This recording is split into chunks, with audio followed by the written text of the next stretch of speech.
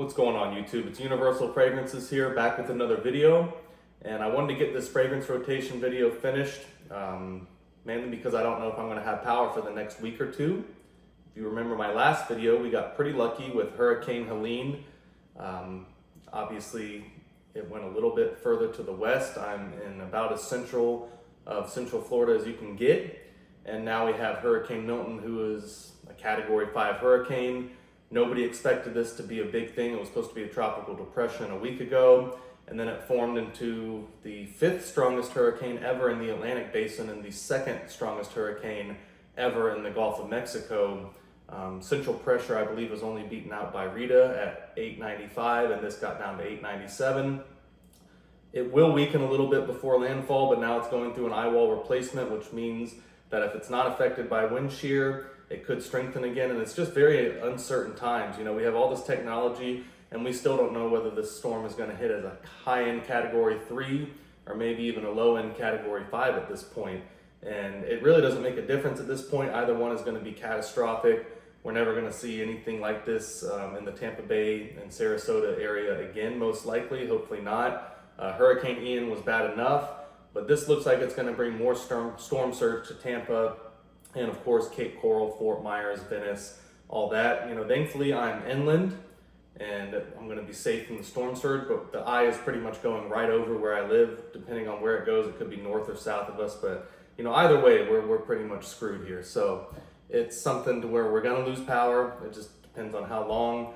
I'm going to be fine. I'm in a block construction, you know, very well built home, as a lot of homes in Florida are built to code, and we're not near the coast. You know, we're not directly on the coast, so we're not worried about storm surge, but it's just going to be rough, guys. I mean, Hurricane Helene was bad enough for the Big Bend of Florida, and now we're getting maybe one of the most catastrophic storms to ever hit the west coast of Florida, probably even worse than Ian. We'll see how it plays out, but it's going to be just as bad, and especially for the Tampa, St. Pete, Pinellas area, it's just going to be absolutely catastrophic. It's going to geologically change the coast of Florida forever, absolutely. So we'll get to the fragrances. I just want to give you guys a quick channel update as what's going on. The last 2 or 3 weeks, obviously, here in Florida has been really bad. Like I said, we got a little bit lucky with Hurricane Helene, where we were at and where it went, and our luck has run out now. So this is just where we're at, but I'll be fine. But if you don't hear from me for a couple weeks, it's because I don't have power or internet. So we'll get it started. As always, I'm going to leave the names of the fragrances, the days and the date that I wore them. And, you know, obviously as I'm filming this, we're a couple weeks behind on the fragrance rotation. So at the end of the video, I'll let you guys know what fragrance I'm wearing for the hurricane. And yeah, that's pretty much it. So Monday, wore Bond number 9 signature scent. One of my favorite ones, if not, you know, probably top 5 of my favorite from the entire house. Very rich, luxurious smelling, extremely musk, wood, and oud heavy.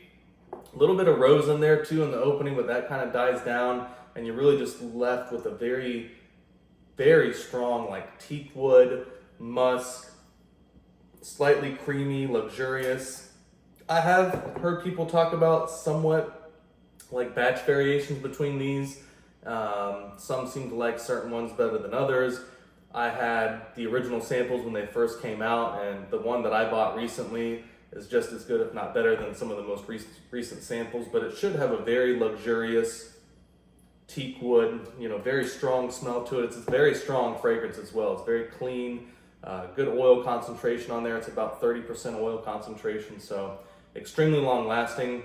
Tuesday, I went Dubai Gold, mainly because Dubai Gold has a very similar musk base to signature scent, but it's a lot more wood heavy and a lot fresher. A very different scents. You know, this one's got like brandy, ginger, bitter orange, a little bit of raspberry jam, which isn't listed in the notes, but if you watch the video on Bond number 9's website, they list raspberry jam.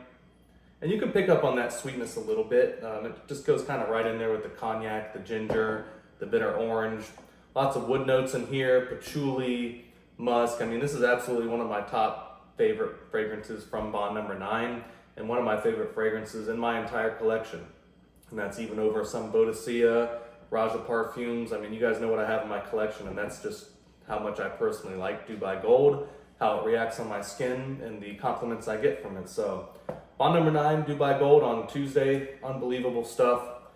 Now, Pallas Athene from Argos, great summer fragrance, very floral, fruity, sandalwood heavy fragrance. Beautiful sandalwood and red berry note in here. One of the best red berry notes I've smelled in a fragrance besides Bond Number 9's Dubai Citrine. But this is a very different fragrance from that. You know, this is very floral, very sandalwood heavy. So fruity, floral, creamy sandalwood. I mean, nothing not to like. Maybe a little bit feminine leaning from the House of Argos, but I personally love it. My skin seems to enjoy it as well. It goes very well on my skin. I get compliments on it. And yeah, Pallas Athene, I'm enjoying it while I can because as we're going to go into the winter, for me, it's more of a spring and summer fragrance. And that'll probably be one of the last times I wear it. I may wear it maybe 1 or 2 more times as we get some hotter weather. But as we transition, we'll be going into a little bit heavier stuff for the fall and winter time as it gets cooler here in Florida. Now on Thursday, one of my favorites from the House of Boadicea. Similar structure to Pallas Athene. They don't smell the same at all, but very fruity, very floral. This one has oud in it, so it's definitely got some little bit of funky notes to it, but it's very, very fruity, very floral, sweet. Man, I just don't know what to say about Alseif. Definitely a little bit more of a fall, winter time kind of fragrance. It's heavier, but it was cooler out at the time when I wore this because we had a storm going over. Not a hurricane or anything, just a regular Florida thunderstorm. So it cooled things down. Decided I'd wear it while I could because again, I'm probably not going to wear this one till maybe November, maybe late October. So we'll just see about that. And same thing with Fate and Green Sapphire the next couple days. Had a little bit cooler weather because of some storms rolling through. So I just kind of figured I'd change it up since I've been wearing lighter stuff for the most part. So Amouage Fate, that was on Friday. Just really, really good fragrance. Usually a love or hate for people. Usually the cumin is a little bit too heavy. For me, it's perfect. It's got anise, immortelle flower, licorice, lots of wood notes in here. I mean, I just love Fate, man. It's one of my favorites from the House of Amouage. Probably top 10, maybe. I mean, I have to do another video. There's just so many good ones from that house, but for me, it's very unique. It goes well in the summertime because it's spicy, it's clean, not too heavy, definitely strong enough and stands out enough to where if you wanted to wear it in cool weather as well. So very versatile fragrance. Always love Fate, man, from Amouage. Now, Saturday, got Green Sapphire from Boadicea the Victorious. Again, one of my favorites from that house. I feel like I say that about all of them, but they are so good. Green Sapphire, especially with the raspberry, pine, deep wood notes. I believe they have a special type of oud in there. I think it's like Denal oud. Probably said that wrong, but very interesting type of fragrance. Again, I've said it before, but it almost reminds you, or at least reminds me personally, of a very Middle Eastern and slightly sweeter twist of Green Irish Tweed from the House of Creed. Definitely not an inspiration or a clone fragrance, but it kind of fits into that category of like woody, fresh, green, but it's got a lot of complexity going on too, and it smells better in the air and smells better after it dries down than when you first smell it out of the bottle or spray it on skin, at least in my opinion. And man, you want to talk about a heavily complemented fragrance. Green Sapphire from Boadicea. Again, it just seems to be magic in the air and on my skin. It's a very, very good fragrance. Great longevity like you get from pretty much all the Boadiceas. High oil concentration, great development, and it should be for the price that it is. So just can't say enough good things about Green Sapphire from Boadicea. Really good stuff. So Sunday, I was doing cigars and some bourbon on the porch with my dad. And yeah, what better fragrance to wear? I mean, you got Coute, you got Luxor, Royal Tobacco, Tobacco Sapphire from Boadicea, Boundless from Amouage, Triumph of Bacchus from Argos. There's just so many good ones for that situation, but I personally chose Luxor because I haven't worn it in a while, and it just shows me, reminds me how much I really love that fragrance.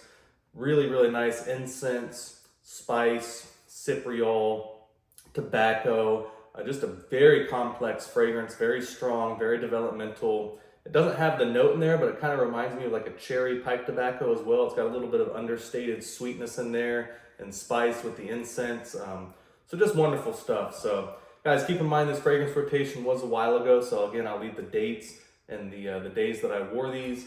As I'm filming this, I believe it's the 9th of October, which is when Hurricane Milton is going to be coming ashore either later tonight or early tomorrow morning. And the fragrance I decided to wear for that was Interlude 53. So Interlude 53, obviously the reason I chose it is because I don't know if we're gonna have power or water here for a while. So if I spray on Interlude 53, I'll just smell like that for the next week or two. So extremely strong fragrance, something I can reapply later down the road if I want. But yeah, legitimately, when you spray on Interlude 53, at least for me and my skin, you're pretty much committed to wear that fragrance for 48 hours because that's just how strong it is.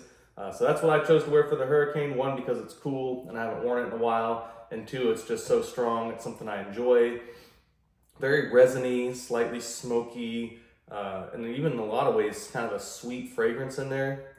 Very leathery as well, lots of agar wood. Just absolutely one of my favorites from the House of Amouage, and I feel like it embodies the House of Amouage very well and represents kind of what the House of Amouage is about and Middle Eastern perfumery. And there's a lot of good ones from there, but this is definitely one of my favorites for sure. So guys, appreciate you staying with me, staying patient. Been a very difficult last couple weeks in Florida, and it's not going to get any easier. Like I said, there's no gas around here right now. There's pretty much no gas stations that have fuel because everyone's evacuated. You got people evacuating that are going to be stranded on the road when the hurricane hits because they didn't plan ahead accordingly and they didn't get extra gas with them. You know, when you got millions of people on the road and you run out of gas or you're getting low on gas and you pull up to a service station, what do you think is going to happen? You know, the line can be 2 or 3 miles long just to try to get fuel, and then it runs out. So our governor's been doing a great job. You know, they're escorting fuel trucks with police vehicles so they can get there quicker and don't have to wait in traffic. But at the end of the day, there's just so many people here in such a small area, especially on the Tampa Bay and Pinellas and St. Pete area. There's just nowhere for people to go. And people asking why I didn't evacuate, as bad as the storm's going to be for us.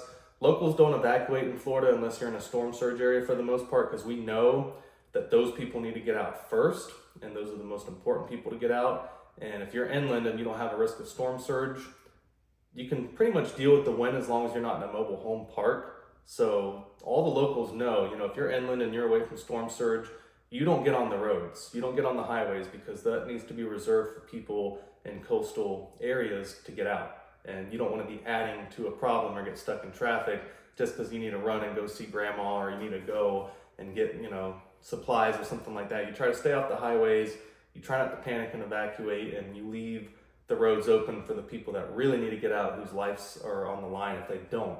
And with that said, there'll still be people that do not evacuate some of these coastal areas for one reason or the other. And that's when you start getting fatalities, because once you get 15 to 20 foot of storm surge, that's just not something a lot of people can survive, even if you're a good swimmer. You know, there's debris in the water, there's other things in the water. It's a mess. So guys, pray for Florida if you're a religious person. Otherwise, just hope for the best, I guess. You know, I'm going to be fine. My family's going to be fine, but there are a lot of other people that are not going to be fine. As bad as the storm is going to be for us, especially compared to Hurricane Helene. Anyone living on the coast in Pinellas, pretty much down from Pinellas, even a little bit north of that, all the way down to even as far down as Naples, are going to have some catastrophic flooding. And this is going to be an event that we've never seen before in our lifetime in Florida. We've never had a hurricane this strong hit between Tampa Bay and Sarasota. So it's just going to be a mess, guys. So hope you're doing well if you're in Florida and you're in a coastal area and you're watching. Hope you got out, but you're probably in the same boat as me. You're already prepared for power loss for a week or two. We're just going to have to see how it goes. But yeah, things are going to be rough. And it doesn't help that the hurricane's hitting at like midnight tonight or during the nighttime. So that just adds another layer kind of to it. So guys, again, see you soon. Don't know when I'll see you again, but I wanted to post this video, let you guys know that, you know, I'm going to be all right. My family's going to be all right. And at the end of the day, this is just all stuff. It can be replaced. I don't think it's going to get that bad to the point where I'm going to have to, you know, replace anything other than maybe some fence panels and other stuff like that. But there's a chance it could get really bad. You know, we just don't know how much the storm is going to strengthen our weekend before it makes landfall.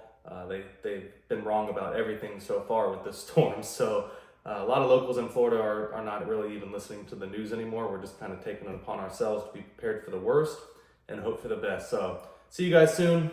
Won't be too long, hopefully. If it is, you guys know why. That's one of the reasons I wanted to make the video. So I'll be seeing y'all soon, all right? Bye.